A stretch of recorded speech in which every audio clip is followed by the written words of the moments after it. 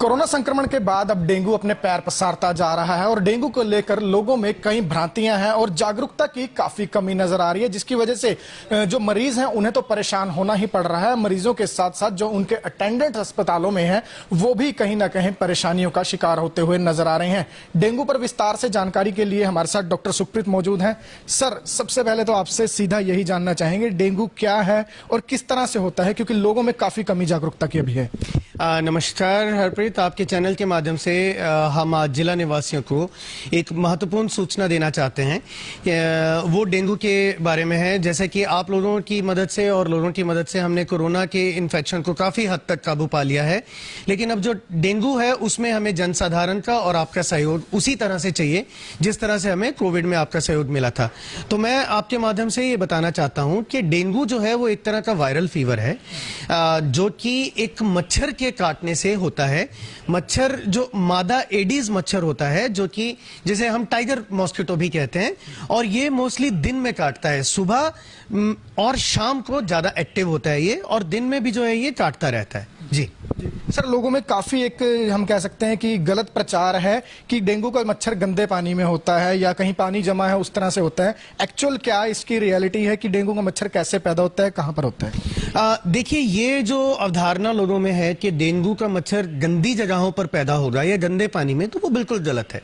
Dengue का मच्छर जो होता है वो बिल्कुल ही स्वच्छ पानी में पनपता है। और मैं आपको एक इंटरेस्टिंग बात इस मच्छर के बारे में बता दूं, वो ये है कि इसे बहुत ज्यादा पानी की जरूरत नहीं होती है। डेंगू का मच्छर इवन एक चम्मच में भी अपने अंडे दे सकता है, और यदि वो पानी जो है चम्मच जितना पानी भी यदि उसको 5 से 6 दिन खड़ा मिल गया तो वहां पर उसके लार्वे पनप जाएंगे और वो डेंगू के मच्छर में बदल के वो जो है वो आगे लोगों को काट कर इन्फेक्शन फैला सकते हैं। सर, चम्मच तक के पानी की आपने बात की, प्रजनन किस तरह से रहता है इनका, क्या कुछ उसमें आप लोगों की स्टडीज कहती है? देखिए, डेंगू का मच्छर जो होता है वो स्वच्छ पानी में पनपता है। ये पानी आपके घरों में कहीं पर भी हो सकता है। जैसे कि जो पुराने फ्रिज होते हैं उनके पीछे ट्रेज होती थी जिनके पीछे डिफ्रॉस्ट का पानी जमा रहता है, जिसे हम कभी नहीं देखते, वहां पर ये पनप सकता है। गमलों के नीचे की ट्रेज जिसमें पानी खड़ा रहता है तो हम उसको खाली नहीं करते हैं, वहां पर।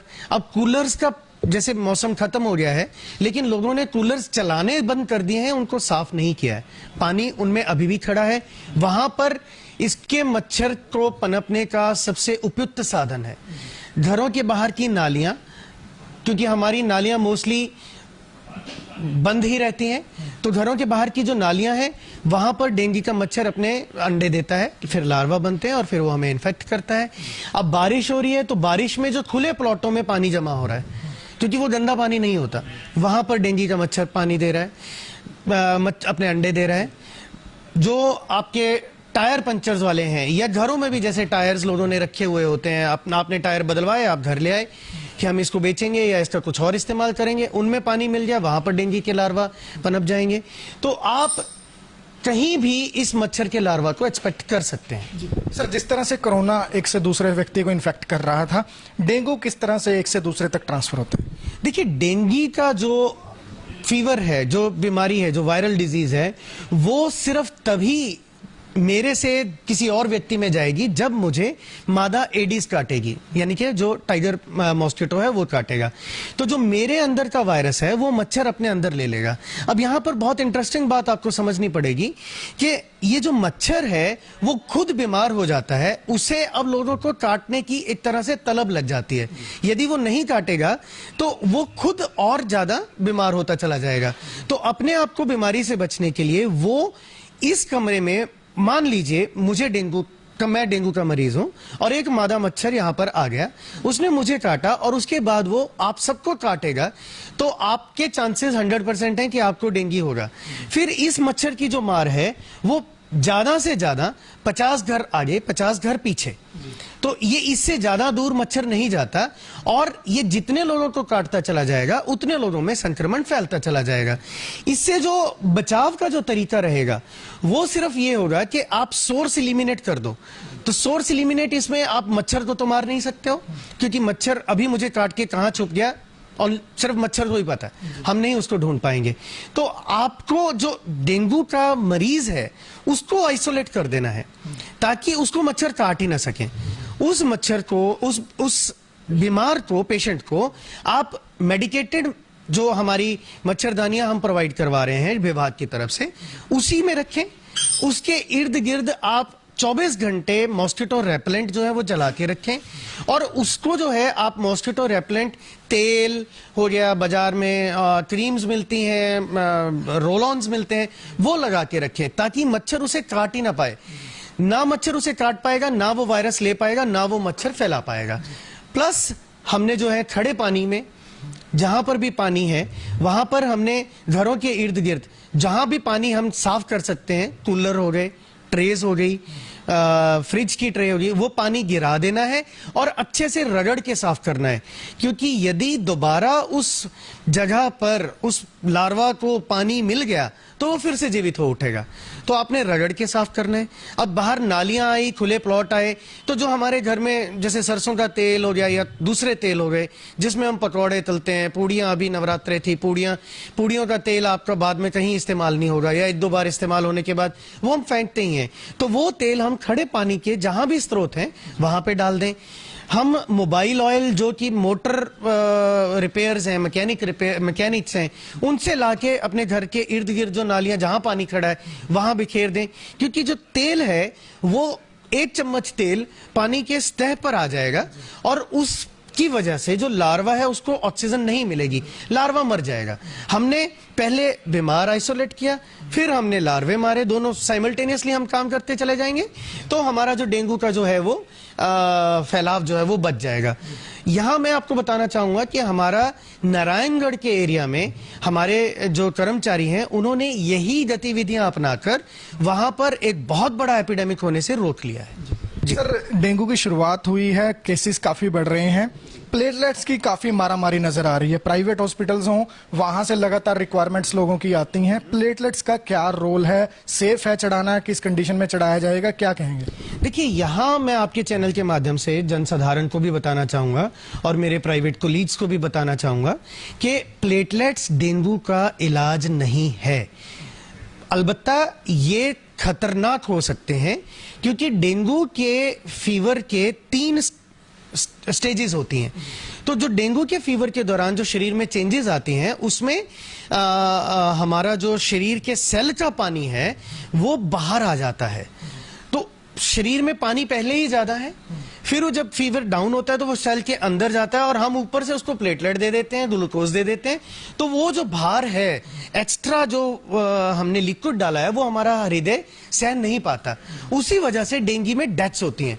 तो डेंगू में जो हमारे मेन चीज है, हमने सिम्टोमेटिक रखना है। जब तक इलाज जो है वो सिम्टोमेटिक रखना है। डेंगू में प्लेटलेट्स कोई भी इलाज का हम जिसे कहते हैं फर्स्ट चॉइस, सेकंड चॉइस नहीं है।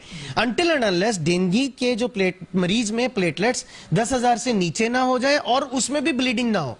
यदि पेशेंट के कहीं पे नीले धब्बे आपको दिख रहे हो, दांतों से खून आ रहा हो, पेशाब में खून आ रहा हो, लेटरिन के साथ खून आ रहा हो, या जो हमारी महिलाएं हैं जो जिनको की साइकिल्स चल रहे हैं और उनका साइकिल्स ना रुक रहे हो, माहवारी के पीरियड जो ना रुक रहे हो, तो उस अवस्था में प्लेटलेट्स उसके लिए एक दवाई का काम करेंगे। अदरवाइज प्लेटलेट्स यूजलेस हैं।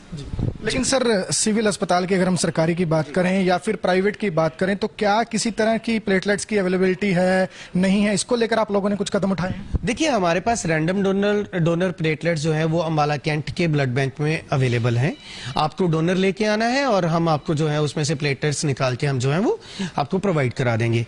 सिंगल डोनर प्लेटलेट्स जो कि मरीज को एकदम से ही 15 से 20 हजार प्लेटलेट्स का योगदान देते हैं, वो हमारे पास सिर्फ प्राइवेट ब्लड बैंक्स में या प्राइवेट संस्थाओं में उपलब्ध हैं।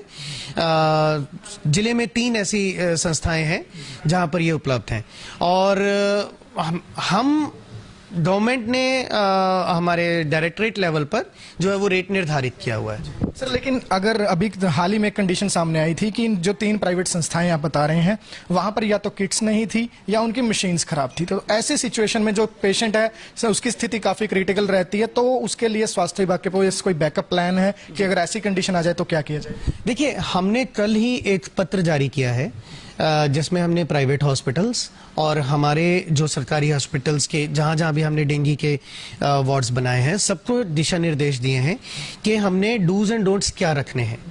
तो हमने स्पष्ट किया है कि ये क्योंकि डेंगू एक एपिडेमिक डिजीज एक्ट के अंडर आता है, तो एपिडेमिक डिजीज 1897 के तहत सिविल सर्जन महोदय ने अपनी पावर्स एग्जीक्यूट करते हुए ये दिशा निर्देश दिए हैं कि कोई भी नाजायज किसी को प्लेटलेट्स के लिए कहीं पे भी नहीं भेजेगा। जिस भी मरीज को प्लेटलेट्स इशू किए जाते हैं उसे क्यों इशू किए गए, कितने पे इशू दिए गए, क्या इंडिकेशंस थी, हर चीज की रिपोर्ट हमारे ऑफिस को शाम को 5 बजे करना अनिवार्य होगा।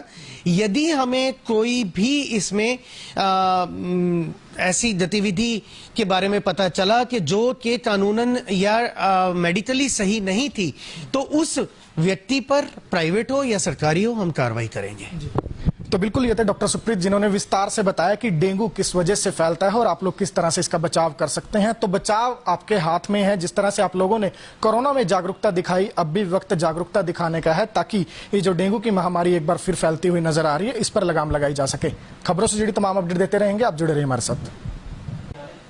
कोरोना संक्रमण के बाद अब डेंगू अपने पैर पसारता जा रहा है और डेंगू को लेकर लोगों में कई भ्रांतियां हैं और जागरूकता की काफी कमी नजर आ रही है, जिसकी वजह से जो मरीज हैं उन्हें तो परेशान होना ही पड़ रहा है। मरीजों के साथ साथ जो उनके अटेंडेंट अस्पतालों में हैं वो भी कहीं ना कहीं परेशानियों का शिकार होते हुए नजर आ रहे हैं। डेंगू पर विस्तार से जानकारी के लिए हमारे साथ डॉक्टर सुप्रीत मौजूद हैं। सर, सबसे पहले तो आपसे सीधा यही जानना चाहेंगे डेंगू क्या है और किस तरह से होता है, क्योंकि लोगों में काफी कमी जागरूकता की अभी है। नमस्कार हरप्रीत, आपके चैनल के माध्यम से हम आज जिला निवासियों को एक महत्वपूर्ण सूचना देना चाहते हैं। वो डेंगू के बारे में है। जैसे कि आप लोगों की मदद से और लोगों की मदद से हमने कोरोना के इन्फेक्शन को काफी हद तक काबू पा लिया है, लेकिन अब जो डेंगू है उसमें हमें जनसाधारण का और आपका सहयोग उसी तरह से चाहिए जिस तरह से हमें कोविड में आपका सहयोग मिला था। तो मैं आपके माध्यम से ये बताना चाहता हूं कि डेंगू जो है वो एक तरह का वायरल फीवर है जो कि एक मच्छर के काटने से होता है। मच्छर जो मादा एडीज मच्छर होता है, जो कि जिसे हम टाइगर मॉस्किटो भी कहते हैं, और ये मोस्टली दिन में काटता है। सुबह और शाम को ज्यादा एक्टिव होता है ये, और दिन में भी जो है ये काटता रहता है। जी सर, लोगों में काफी एक हम कह सकते हैं कि गलत प्रचार है कि डेंगू का मच्छर गंदे पानी में होता है या कहीं पानी जमा है उस तरह से होता है। एक्चुअल क्या इसकी रियलिटी है कि डेंगू का मच्छर कैसे पैदा होता है, कहां पर होता है? देखिए, ये जो अवधारणा लोगों में है कि डेंगू का मच्छर गंदी जगहों पर पैदा होगा या गंदे पानी में, तो वो बिल्कुल गलत है। डेंगू का मच्छर जो होता है वो बिल्कुल ही स्वच्छ पानी में पनपता है। और मैं आपको एक इंटरेस्टिंग बात इस मच्छर के बारे में बता दूं, वो ये है कि इसे बहुत ज्यादा पानी की जरूरत नहीं होती है।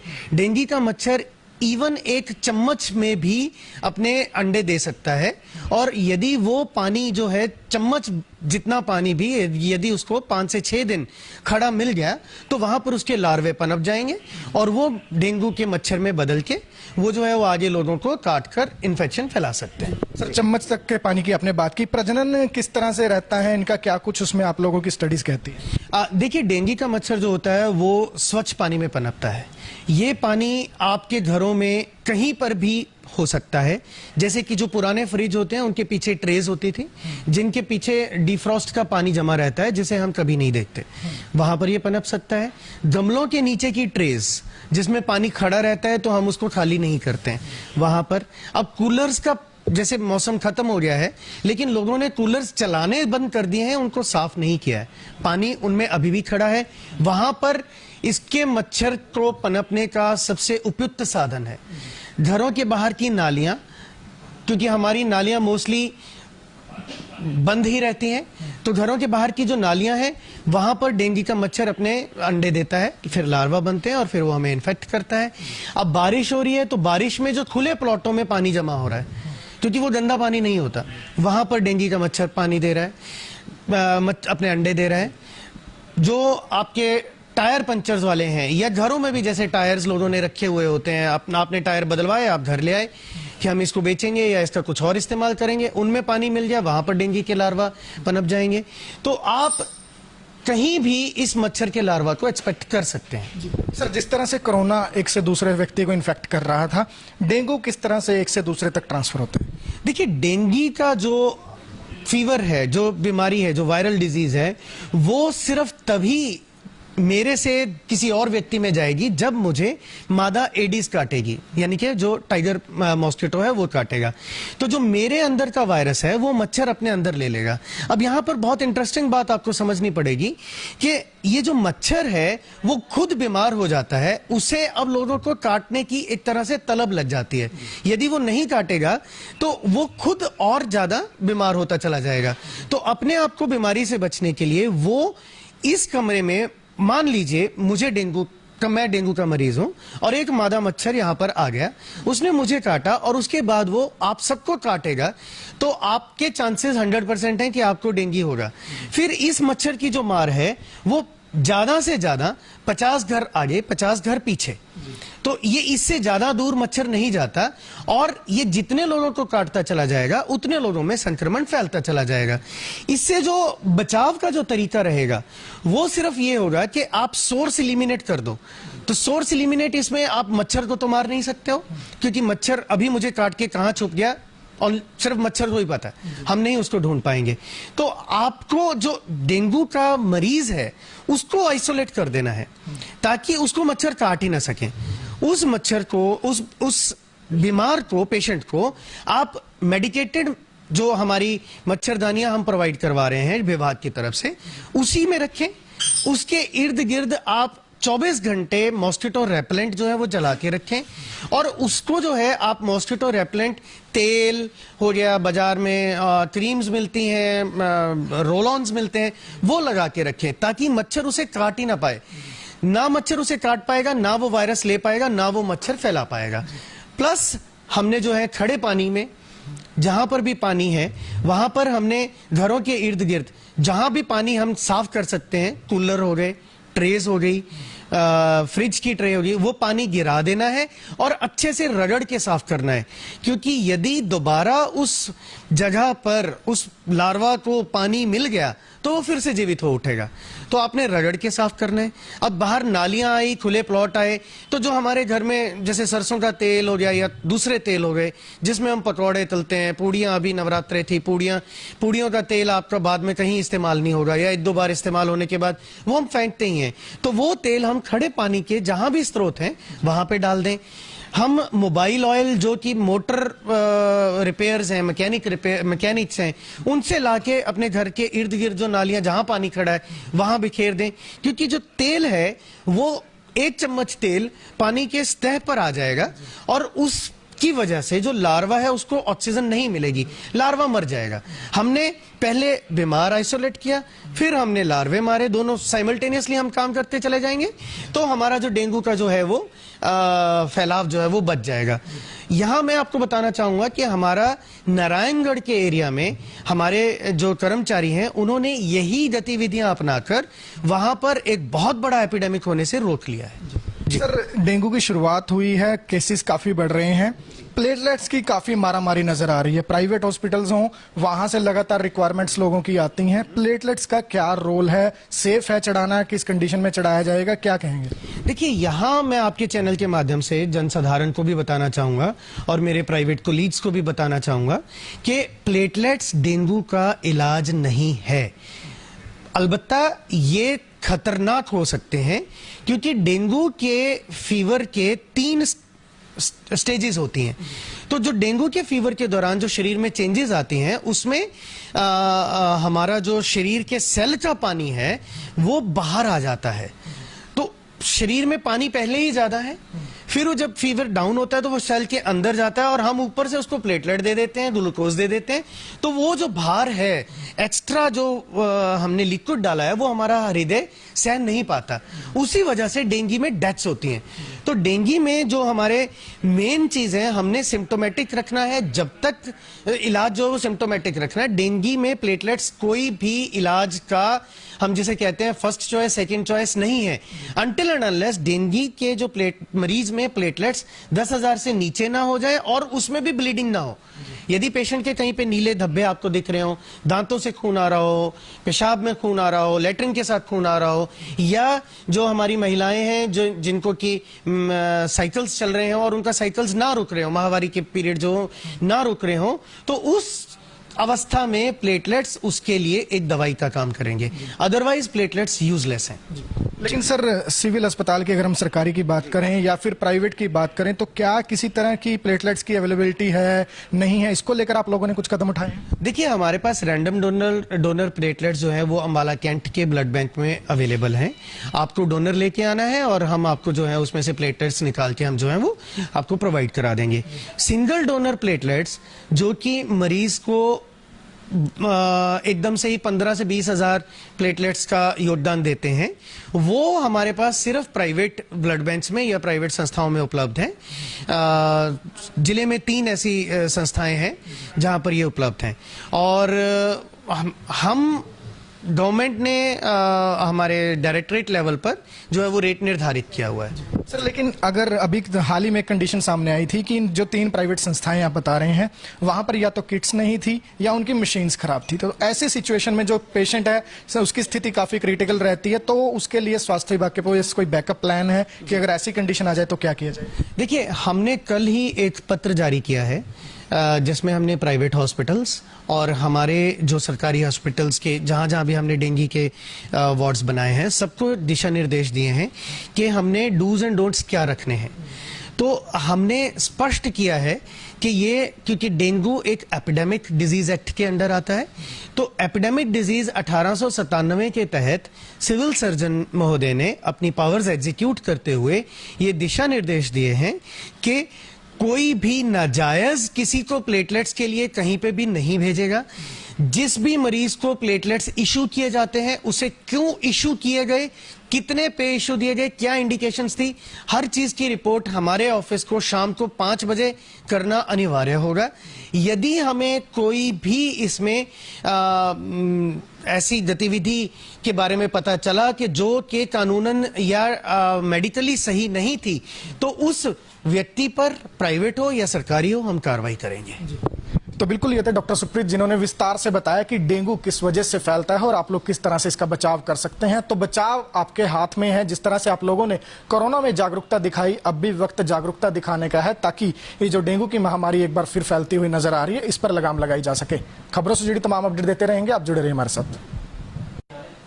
कोरोना संक्रमण के बाद अब डेंगू अपने पैर पसारता जा रहा है और डेंगू को लेकर लोगों में कई भ्रांतियां हैं और जागरूकता की काफी कमी नजर आ रही है, जिसकी वजह से जो मरीज हैं उन्हें तो परेशान होना ही पड़ रहा है। मरीजों के साथ साथ जो उनके अटेंडेंट अस्पतालों में हैं वो भी कहीं ना कहीं परेशानियों का शिकार होते हुए नजर आ रहे हैं। डेंगू पर विस्तार से जानकारी के लिए हमारे साथ डॉक्टर सुप्रीत मौजूद हैं। सर, सबसे पहले तो आपसे सीधा यही जानना चाहेंगे डेंगू क्या है और किस तरह से होता है, क्योंकि लोगों में काफी कमी जागरूकता की अभी है।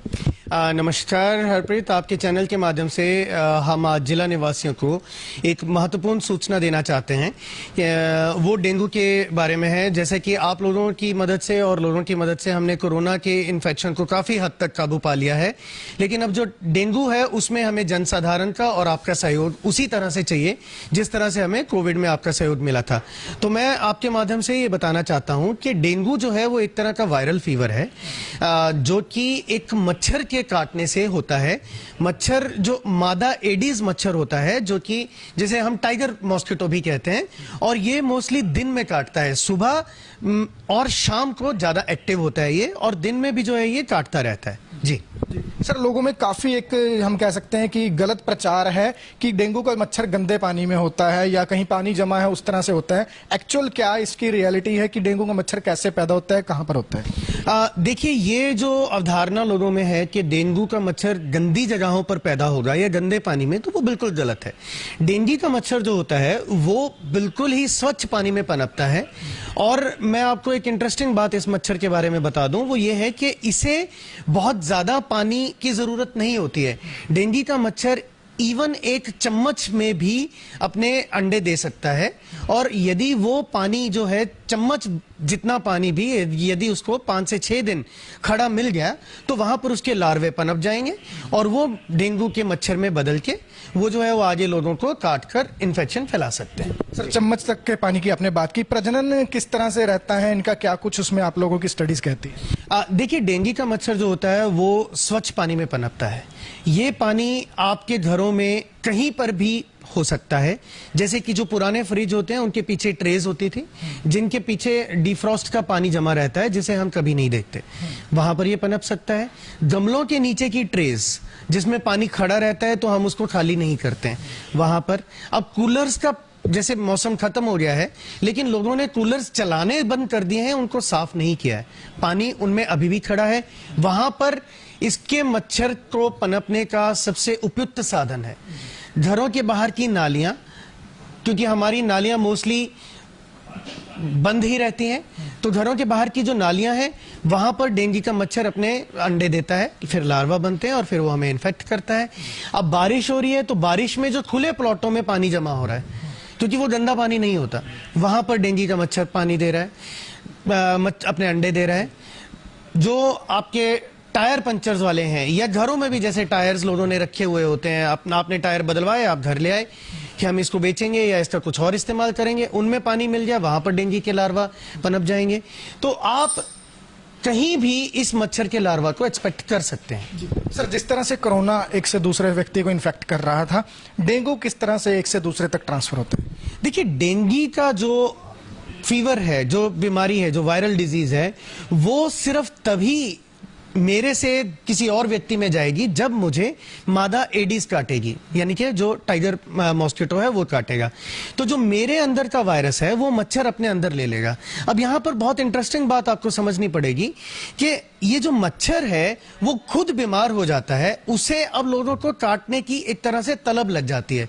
यदि वो नहीं काटेगा तो वो खुद और ज्यादा बीमार होता चला जाएगा। तो अपने आप को बीमारी से बचने के लिए वो इस कमरे में, मान लीजिए मैं डेंगू का मरीज हूं और एक मादा मच्छर यहां पर आ गया, उसने मुझे काटा और उसके बाद वो आप सबको काटेगा, तो आपके चांसेस 100% हैं कि आपको डेंगू होगा। फिर इस मच्छर की जो मार है वो ज्यादा से ज्यादा 50 घर आगे 50 घर पीछे, तो ये इससे ज्यादा दूर मच्छर नहीं जाता और ये जितने लोगों को काटता चला जाएगा उतने लोगों में संक्रमण फैलता चला जाएगा। इससे जो बचाव का जो तरीका रहेगा वो सिर्फ ये होगा कि आप सोर्स एलिमिनेट कर दो। तो सोर्स एलिमिनेट, इसमें आप मच्छर को तो मार नहीं सकते हो क्योंकि मच्छर अभी मुझे काट के कहां छुप गया और सिर्फ मच्छर को ही पता है, हम नहीं उसको ढूंढ पाएंगे। तो आपको जो डेंगू का मरीज है उसको आइसोलेट कर देना है ताकि उसको मच्छर काट ही ना सके। उस मच्छर को, उस बीमार को, पेशेंट को आप मेडिकेटेड जो हमारी मच्छरदानियां हम प्रोवाइड करवा रहे हैं विभाग की तरफ से, उसी में रखें। उसके इर्द गिर्द आप 24 घंटे मॉस्किटो रेपेलेंट जो है वो जला के रखें और उसको जो है आप मॉस्किटो रेपेलेंट तेल हो गया, बाजार में क्रीम्स मिलती हैं, रोल ऑन्स मिलते हैं, वो लगा के रखें ताकि मच्छर उसे काट ही ना पाए। ना मच्छर उसे काट पाएगा, ना वो वायरस ले पाएगा, ना वो मच्छर फैला पाएगा। प्लस हमने जो है खड़े पानी में जहां पर भी पानी है वहां पर हमने घरों के इर्द गिर्द जहां भी पानी हम साफ कर सकते हैं, कूलर हो गए, ट्रेस हो गई, फ्रिज की ट्रे होगी, वो पानी गिरा देना है और अच्छे से रगड़ के साफ करना है, क्योंकि यदि दोबारा उस जगह पर उस लार्वा को पानी मिल गया तो वो फिर से जीवित हो उठेगा। तो आपने रगड़ के साफ करना है। अब बाहर नालियां आई, खुले प्लॉट आए, तो जो हमारे घर में जैसे सरसों का तेल हो गया या दूसरे तेल हो गए जिसमें हम पकौड़े तलते हैं, पूड़ियां, अभी नवरात्रे थी, पूड़ियों का तेल आपका बाद में कहीं इस्तेमाल नहीं होगा या 1-2 बार इस्तेमाल होने के बाद वो हम फेंकते ही हैं। तो वो तेल हम खड़े पानी के जहां भी स्रोत हैं वहां पे डाल दें। हम मोबाइल ऑयल जो कि मोटर रिपेयर्स हैं, मैकेनिक्स हैं, उनसे लाके अपने घर के इर्द गिर्द जो नालियां जहां पानी खड़ा है वहां बिखेर दें, क्योंकि जो तेल है वो 1 चम्मच तेल पानी के सतह पर आ जाएगा और उस की वजह से जो लार्वा है उसको ऑक्सीजन नहीं मिलेगी, लार्वा मर जाएगा। हमने पहले बीमार आइसोलेट किया, फिर हमने लार्वे मारे, दोनों साइमल्टेनियसली हम काम करते चले जाएंगे तो हमारा जो डेंगू का जो है वो फैलाव जो है वो बच जाएगा।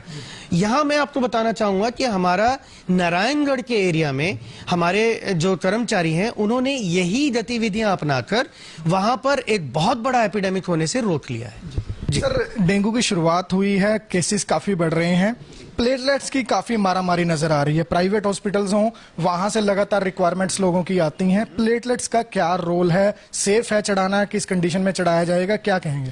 देखिए, यहां मैं आपके चैनल के माध्यम से जनसाधारण को भी बताना चाहूंगा और मेरे प्राइवेट कोलीग्स को भी बताना चाहूंगा कि प्लेटलेट्स डेंगू का इलाज नहीं है। अलबत्ता ये खतरनाक हो सकते हैं क्योंकि डेंगू के फीवर के 3 स्टेजेस होती हैं। तो जो डेंगू के फीवर के दौरान जो शरीर में चेंजेस आती हैं उसमें हमारा जो शरीर के सेल का पानी है वो बाहर आ जाता है। तो शरीर में पानी पहले ही ज्यादा है, फिर वो जब फीवर डाउन होता है तो वो सेल के अंदर जाता है और हम ऊपर से उसको प्लेटलेट दे देते हैं, ग्लूकोज दे देते हैं। तो वो जो भार है, एक्स्ट्रा जो हमने लिक्विड डाला है, वो हमारा हृदय सहन नहीं पाता। उसी वजह से डेंगू में डेथ्स होती हैं। तो डेंगू में जो हमारे मेन चीज है, हमने सिम्टोमेटिक रखना है। जब तक इलाज जो वो सिम्टोमेटिक रखना है। डेंगू में प्लेटलेट्स कोई भी इलाज का हम जिसे कहते हैं फर्स्ट चॉइस, सेकंड चॉइस नहीं है। अनटिल एंड अनलेस डेंगू के जो मरीज में प्लेटलेट्स 10,000 से नीचे ना हो जाए और उसमें भी ब्लीडिंग ना हो। यदि पेशेंट के कहीं पे नीले धब्बे आपको दिख रहे हो, दांतों से खून आ रहा हो, पेशाब में खून आ रहा हो, लेटरिन के साथ खून आ रहा हो, या जो हमारी महिलाएं हैं जो जिनको की साइकिल्स चल रहे हो और उनका साइकिल्स ना रुक रहे हो, माहवारी के पीरियड जो ना रुक रहे हो, तो उस अवस्था में प्लेटलेट्स उसके लिए एक दवाई का काम करेंगे। अदरवाइज प्लेटलेट्स यूजलेस हैं। लेकिन सर, सिविल अस्पताल की अगर हम सरकारी की बात करें या फिर प्राइवेट की बात करें तो क्या किसी तरह की प्लेटलेट्स की अवेलेबिलिटी है, नहीं है? इसको लेकर आप लोगों ने कुछ कदम उठाए हैं? देखिए, हमारे पास रैंडम डोनर प्लेटलेट्स जो है वो अंबाला कैंट के ब्लड बैंक में अवेलेबल हैं। आपको डोनर लेके आना है और हम आपको जो है उसमें से प्लेटलेट्स निकाल के हम जो है वो आपको प्रोवाइड करा देंगे। सिंगल डोनर प्लेटलेट्स जो कि मरीज को एकदम से ही 15 से 20 हजार प्लेटलेट्स का योगदान देते हैं, वो हमारे पास सिर्फ प्राइवेट ब्लड बैंक्स में या प्राइवेट संस्थाओं में उपलब्ध हैं। जिले में 3 ऐसी संस्थाएं हैं जहां पर ये उपलब्ध हैं और हम गवर्नमेंट ने हमारे डायरेक्टरेट लेवल पर जो है वो रेट निर्धारित किया हुआ है। सर, लेकिन अगर अभी हाल ही में कंडीशन सामने आई थी कि जो 3 प्राइवेट संस्थाएं आप बता रहे हैं वहां पर या तो किट्स नहीं थी या उनकी मशीन्स खराब थी, तो ऐसे सिचुएशन में जो पेशेंट है सर उसकी स्थिति काफी क्रिटिकल रहती है, तो उसके लिए स्वास्थ्य विभाग के पास कोई बैकअप प्लान है कि अगर ऐसी कंडीशन आ जाए तो क्या किया जाए? देखिए, हमने कल ही एक पत्र जारी किया है जिसमें हमने प्राइवेट हॉस्पिटल्स और हमारे जो सरकारी हॉस्पिटल्स के जहां जहां भी हमने डेंगू के वार्ड्स बनाए हैं सबको दिशा निर्देश दिए हैं कि हमने डूज एंड डोंट्स क्या रखने हैं। तो हमने स्पष्ट किया है कि ये क्योंकि डेंगू एक एपिडेमिक डिजीज एक्ट के अंडर आता है, तो एपिडेमिक डिजीज 1897 के तहत सिविल सर्जन महोदय ने अपनी पावर्स एग्जीक्यूट करते हुए ये दिशा निर्देश दिए हैं कि कोई भी नाजायज किसी को प्लेटलेट्स के लिए कहीं पे भी नहीं भेजेगा। जिस भी मरीज को प्लेटलेट्स इशू किए जाते हैं उसे क्यों इशू किए गए, कितने पे इशू दिए गए, क्या इंडिकेशंस थी, हर चीज की रिपोर्ट हमारे ऑफिस को शाम को 5 बजे करना अनिवार्य होगा। यदि हमें कोई भी इसमें ऐसी गतिविधि के बारे में पता चला कि जो कि कानूनन या मेडिकली सही नहीं थी, तो उस व्यक्ति पर प्राइवेट हो या सरकारी हो हम कार्रवाई करेंगे। तो बिल्कुल ये थे डॉक्टर सुप्रीत जिन्होंने विस्तार से बताया कि डेंगू किस वजह से फैलता है और आप लोग किस तरह से इसका बचाव कर सकते हैं। तो बचाव आपके हाथ में है। जिस तरह से आप लोगों ने कोरोना में जागरूकता दिखाई, अब भी वक्त जागरूकता दिखाने का है ताकि ये जो डेंगू की महामारी एक बार फिर फैलती हुई नजर आ रही है इस पर लगाम लगाई जा सके। खबरों से जुड़ी तमाम अपडेट देते रहेंगे, आप जुड़े रहिए हमारे साथ। कोरोना संक्रमण के बाद अब डेंगू अपने पैर पसारता जा रहा है और डेंगू को लेकर लोगों में कई भ्रांतियां हैं और जागरूकता की काफी कमी नजर आ रही है, जिसकी वजह से जो मरीज हैं उन्हें तो परेशान होना ही पड़ रहा है। मरीजों के साथ साथ जो उनके अटेंडेंट अस्पतालों में हैं वो भी कहीं ना कहीं परेशानियों का शिकार होते हुए नजर आ रहे हैं। डेंगू पर विस्तार से जानकारी के लिए हमारे साथ डॉक्टर सुप्रीत मौजूद हैं। सर, सबसे पहले तो आपसे सीधा यही जानना चाहेंगे डेंगू क्या है और किस तरह से होता है, क्योंकि लोगों में काफी कमी जागरूकता की अभी है। नमस्कार हरप्रीत, आपके चैनल के माध्यम से हम आज जिला निवासियों को एक महत्वपूर्ण सूचना देना चाहते हैं कि वो डेंगू के बारे में है। जैसे कि आप लोगों की मदद से और लोगों की मदद से हमने कोरोना के इन्फेक्शन को काफी हद तक काबू पा लिया है, लेकिन अब जो डेंगू है उसमें हमें जनसाधारण का और आपका सहयोग उसी तरह से चाहिए जिस तरह से हमें कोविड में आपका सहयोग मिला था। तो मैं आपके माध्यम से ये बताना चाहता हूँ कि डेंगू जो है वो एक तरह का वायरल फीवर है जो कि एक मच्छर के काटने से होता है। मच्छर जो मादा एडीज मच्छर होता है, जो कि जिसे हम टाइगर मॉस्किटो भी कहते हैं, और ये मोस्टली दिन में काटता है। सुबह और शाम को ज्यादा एक्टिव होता है ये, और दिन में भी जो है ये काटता रहता है। जी सर, लोगों में काफी एक हम कह सकते हैं कि गलत प्रचार है कि डेंगू का मच्छर गंदे पानी में होता है या कहीं पानी जमा है उस तरह से होता है। एक्चुअल क्या इसकी रियलिटी है कि डेंगू का मच्छर कैसे पैदा होता है, कहां पर होता है? देखिए, ये जो अवधारणा लोगों में है कि डेंगू का मच्छर गंदी जगहों पर पैदा होगा या गंदे पानी में, तो वो बिल्कुल गलत है। डेंगू का मच्छर जो होता है वो बिल्कुल ही स्वच्छ पानी में पनपता है। और मैं आपको एक इंटरेस्टिंग बात इस मच्छर के बारे में बता दूं, वो ये है कि इसे बहुत ज्यादा पानी की जरूरत नहीं होती है। डेंगू का मच्छर इवन एक चम्मच में भी अपने अंडे दे सकता है, और यदि वो पानी जो है चम्मच जितना पानी भी यदि उसको 5 से 6 दिन खड़ा मिल गया तो वहां पर उसके लार्वे पनप जाएंगे और वो डेंगू के मच्छर में बदल के वो जो है वो आगे लोगों को काट कर इन्फेक्शन फैला सकते हैं। सर, चम्मच तक के पानी की आपने बात की, प्रजनन किस तरह से रहता है इनका, क्या कुछ उसमें आप लोगों की स्टडीज कहती है? देखिए, डेंगू का मच्छर जो होता है वो स्वच्छ पानी में पनपता है। ये पानी आपके घरों में कहीं पर भी हो सकता है। जैसे कि जो पुराने फ्रिज होते हैं उनके पीछे ट्रेज होती थी जिनके पीछे डिफ्रॉस्ट का पानी जमा रहता है जिसे हम कभी नहीं देखते, वहां पर ये पनप सकता है। गमलों के नीचे की ट्रेज जिसमें पानी खड़ा रहता है तो हम उसको खाली नहीं करते हैं, वहां पर। अब कूलर्स का जैसे मौसम खत्म हो गया है लेकिन लोगों ने कूलर्स चलाने बंद कर दिए हैं, उनको साफ नहीं किया है, पानी उनमें अभी भी खड़ा है, वहां पर इसके मच्छर को पनपने का सबसे उपयुक्त साधन है घरों के बाहर की नालियां, क्योंकि हमारी नालियां मोस्टली बंद ही रहती हैं। तो घरों के बाहर की जो नालियां हैं वहां पर डेंगू का मच्छर अपने अंडे देता है, फिर लार्वा बनते हैं और फिर वो हमें इन्फेक्ट करता है। अब बारिश हो रही है तो बारिश में जो खुले प्लॉटों में पानी जमा हो रहा है, क्योंकि वो गंदा पानी नहीं होता, वहां पर डेंगू का मच्छर पानी दे रहा है, अपने अंडे दे रहा है। जो आपके टायर पंचर्स वाले हैं या घरों में भी जैसे टायर्स लोगों ने रखे हुए होते हैं, आपने टायर बदलवाए, आप घर ले आए कि हम इसको बेचेंगे या इसका कुछ और इस्तेमाल करेंगे, उनमें पानी मिल गया, वहां पर डेंगू के लार्वा पनप जाएंगे।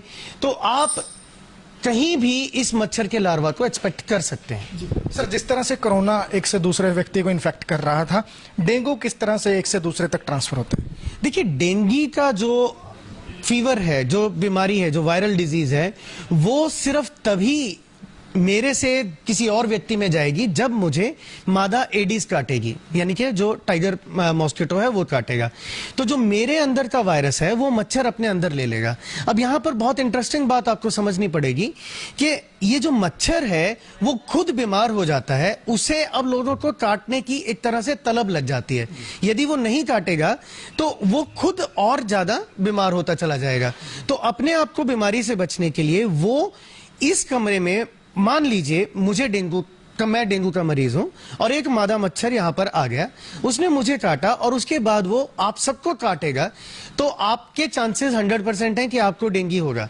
फिर इस मच्छर की जो मार है वो ज्यादा से ज्यादा 50 घर आगे 50 घर पीछे, तो ये इससे ज्यादा दूर मच्छर नहीं जाता, और ये जितने लोगों को काटता चला जाएगा उतने लोगों में संक्रमण फैलता चला जाएगा।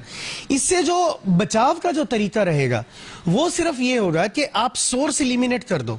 तो सोर्स एलिमिनेट, इसमें आप मच्छर को तो मार नहीं सकते हो, क्योंकि मच्छर अभी मुझे काट के कहां छुप गया और सिर्फ मच्छर को ही पता है, हम नहीं उसको ढूंढ पाएंगे।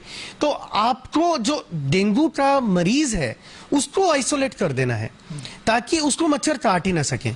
उस मच्छर को, उस बीमार को, पेशेंट को आप मेडिकेटेड जो हमारी मच्छरदानियां हम प्रोवाइड करवा रहे हैं विभाग की तरफ से, उसी में रखें।